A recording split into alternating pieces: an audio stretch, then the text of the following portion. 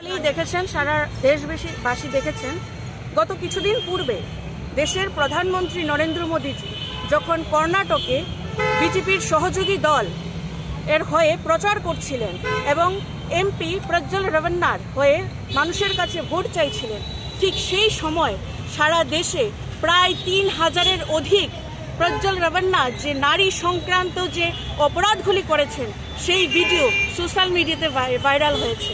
এবং আশা করি আপনারা সকলেই এই ভিডিওগুলি দেখেছেন। যে ভিডিওগুলি দেখলে তা প্রমাণিত হয় যে প্রজ্জ্বল রেভান্না একজন নারী বিরোধী এবং ওনারা যখন সরকারে ছিল, উনি একজন দেশের প্রাক্তন প্রধানমন্ত্রীর পরিবারের লোক, তারা যখন সরকারে ছিল, যেই সমস্ত মহিলারা ওনাদের কাছে সাহায্যের জন্য গেছেন, প্রত্যেকটি মহিলাকে তারা বিভিন্ন রকমভাবে নির্যাতন করেছে, ধর্ষণ করেছে এবং মহিলা বিরোধী অপরাধের সঙ্গে তারা যুক্ত রয়েছে। এই ভিডিওগুলি সোশ্যাল মিডিয়াতে ভাইরাল হওয়ার সঙ্গে সঙ্গেই প্রজ্জ্বল রেভান্না দেশ ছেড়ে বিদেশ পালিয়ে গেছে। এবং মোদী সরকার এবং অমিত শাহজি, আমরা বিভিন্ন ফটোতে দেখেছি, সোশ্যাল মিডিয়াতে বিভিন্ন ফটো দেখেছি, ওনাদের পরিবারের সঙ্গে তার ফটো রয়েছে গত কিছুদিন পূর্বের। কিন্তু উনি যখন প্রজ্জ্বল রেভান্না যখন দেশ ছেড়ে পালিয়ে যায়, আজ মোদী সরকার চুপ রয়েছেন।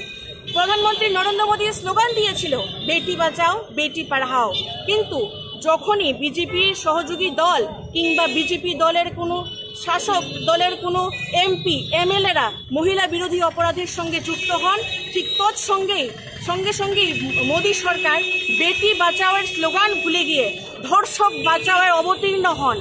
আমরা এই ধরনের ঘটনার বিরুদ্ধে তীব্র নিন্দা ও প্রতিবাদ জানাই এবং আমরা মোদী সরকারের কাছে এই দাবি রাখছি যেন উনি ওনার মৌনতা ভেঙে অতি সত্বর মহিলা বিরোধী যে প্রজ্জ্বল রেভান্না রয়েছে ওনাকে দেশে ফিরিয়ে এনে ওর বিরুদ্ধে যেন কঠোর থেকে কঠোরতর শাস্তির ব্যবস্থা গ্রহণ করেন।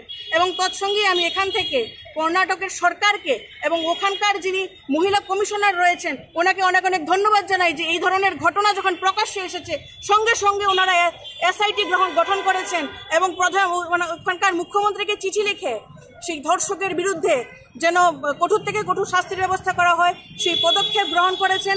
এবং আমরা আজ দেখেছি সেই ধর্ষকের পিতাকে কর্ণাটক সরকার গ্রেপ্তার করেছেন এবং দেশের সরকার, কেন্দ্রীয় সরকার এবং প্রধানমন্ত্রী যেন তার মৌনতা ভেঙে ধর্ষকের বিরুদ্ধে এবং দেশের মহিলাদের যেন নাই পাইয়ে দেয়, আমরা সেই দাবি রাখছি।